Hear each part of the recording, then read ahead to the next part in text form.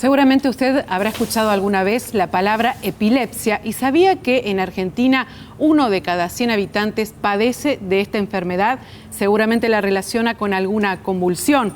La enfermedad puede afectar a cualquier persona, a cualquier edad, sin distinción de sexo, clase social. Suele aparecer en la infancia, en la adolescencia tardía, pero la incidencia va aumentando a partir de los 65 años. Y es por eso que queremos hablar de este tema y está hoy en nuestro espacio de salud el doctor Ignacio Faelo, quien es neurólogo, médico pediatra y responsable del área de epilepsia en CETES. Muchísimas gracias por estar con nosotros. Doctor, ¿qué es la epilepsia? ¿Sabemos realmente de qué se trata? Sí, conocemos bien qué es la epilepsia y para explicarlo sin mucho tecnicismo, el paciente que tiene epilepsia en realidad lo que tiene es repetición de convulsiones en el tiempo. Es decir, que es algo crónico. Tal vez haya que explicar un poco qué es una convulsión. ¿Por qué se produce? ¿Por qué se produce? Exactamente. Y tenemos dos estructuras en nuestro cuerpo que tienen electricidad, que funcionan con electricidad. El corazón y el cerebro. Y una convulsión es una descarga de electricidad que hace en un momento determinado el cerebro, por razones que ya conversaremos, una descarga que hace de manera brusca, simultánea, y donde participan un grupo de neuronas o todas las neuronas del cerebro generando una manifestación en el cuerpo.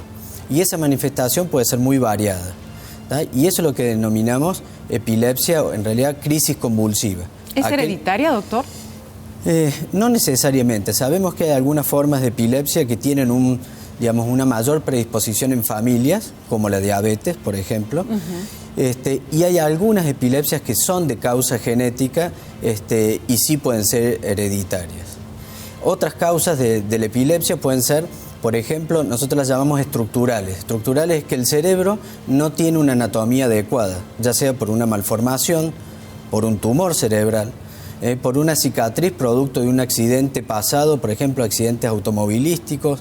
Los soldados en la guerra, muchos de los soldados tenían epilepsia a posteriori por lesiones que quedaban en el cerebro y producían después descargas de electricidad que son las convulsiones. ¿Siempre se manifiesta con una convulsión?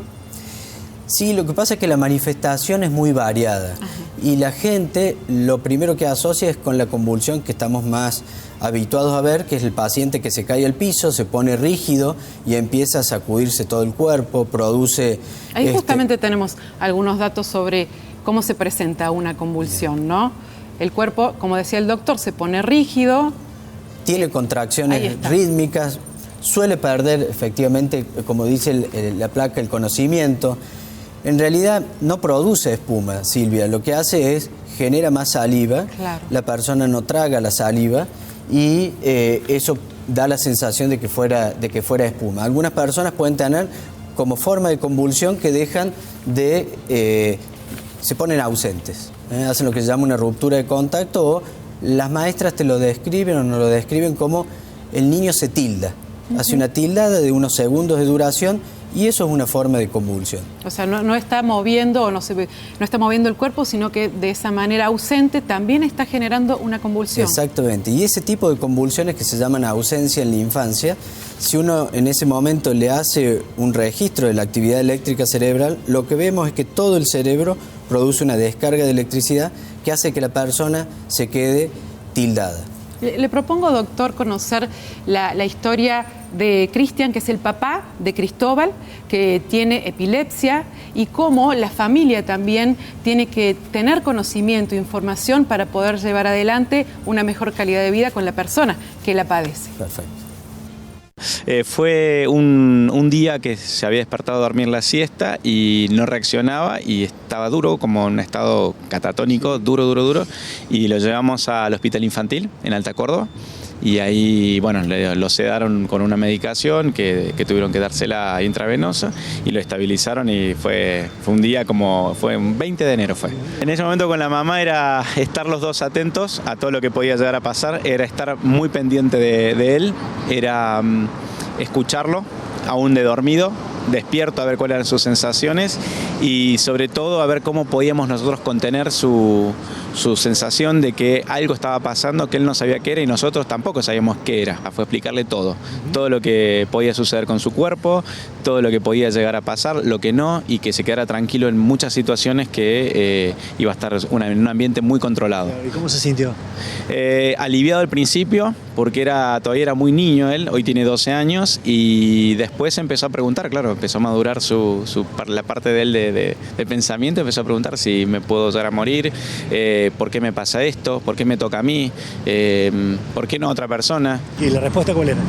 La verdad siempre, que le tocó a él como le puede haber tocado a cualquier otro niño, que vive y que va a seguir viviendo, porque las palabras de tanto la neuróloga como los neurocirujanos es que él nunca se va a morir de epilepsia. ¿Tenés algo en particular que te parece sugerente para los papás que tengan una situación así?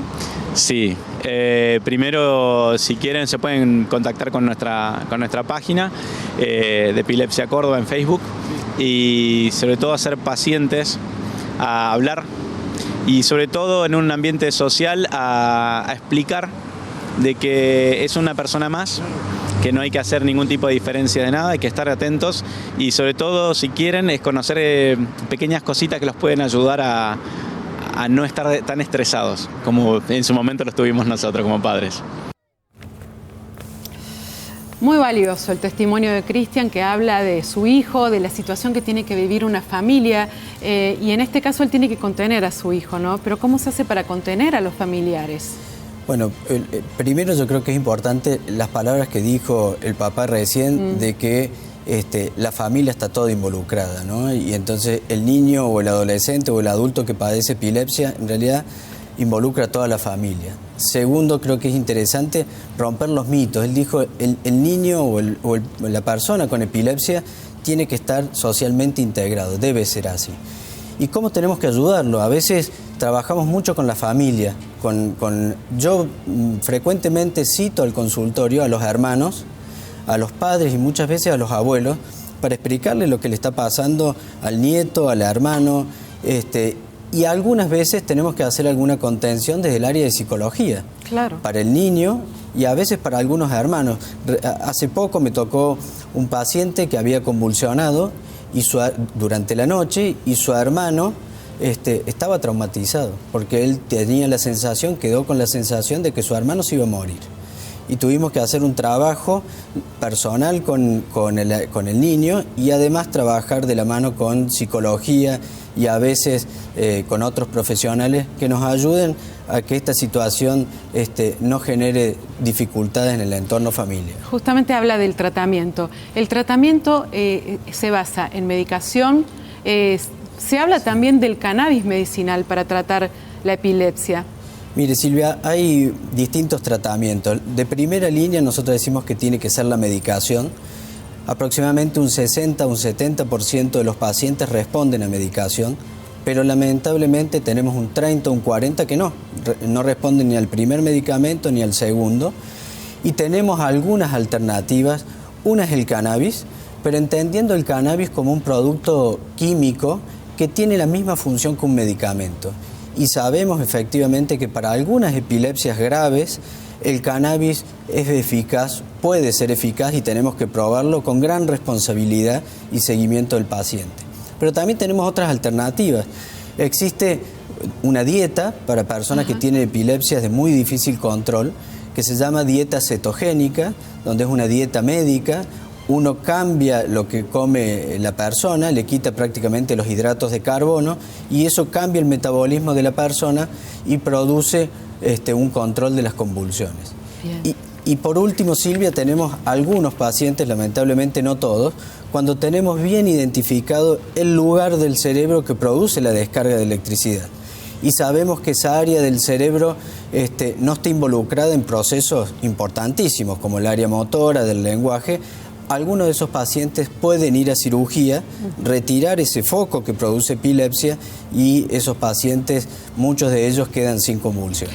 Justamente, hablando de las convulsiones, doctor, hay muchos mitos sobre qué hacer y qué no hacer. Vamos a ver qué sí debo hacer, qué ¿Qué debo hacer ante Bueno, una convulsión? Lo más importante es lo más difícil, que es mantener la calma, sí. ¿no? Porque todos, cuando un paciente, una persona convulsiona, nos ponemos muy nerviosos y no podemos mantener esto que es fundamental. Primero, mantener la calma. Segundo, quedarse con la persona que está convulsionando, porque todo el mundo sale corriendo. Uno se tiene que quedar al lado. Evitar que el paciente se golpee, porque si se sacude hay que correr objetos del piso que puedan golpearlo.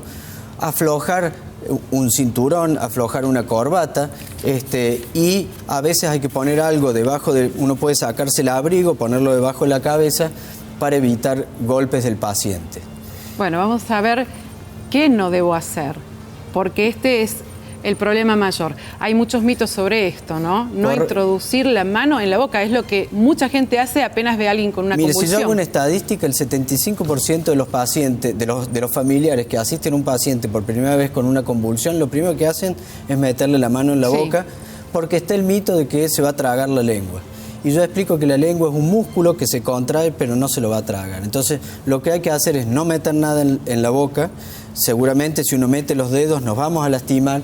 Lo que hay que hacer, lo que no hay que hacer es no hacer respiración artificial. Bien. No poner ningún medicamento en la boca, no tratar de impedir que el paciente, no sujetarlo impidiendo que se sacuda. Y hay algo muy importante que sí hay que hacer, que es ponerlo de costado. Recostarlo y ponerlo de costado para que si llega a vomitar o llega a tener producción de saliva excesiva o llega a tener algo en la boca, eso corra de costado y no genere una broncoaspiración. Por último, doctor, muchas mamás se preguntan, mi hijo adolescente sale a bailar, ¿es preocupante si tiene epilepsia que tome alcohol o que maneje?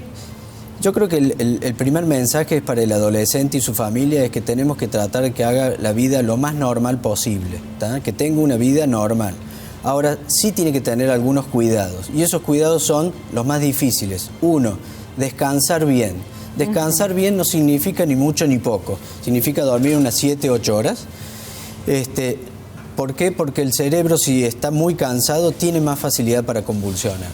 Lo segundo, que es más difícil, sobre todo en esta era, es no debería consumir alcohol, porque el alcohol por sí mismo facilita la descarga de electricidad del cerebro, y otras drogas también de uso recreativo producen lo mismo. Entonces, esas dos cosas son sumamente importantes. Alcohol, no consumo de alcohol, y buen régimen de sueño, le diría que son las claves para que el tratamiento tenga el mejor resultado. Doctor Ignacio Faelo, muchísimas gracias por estar con nosotros. Muchas gracias.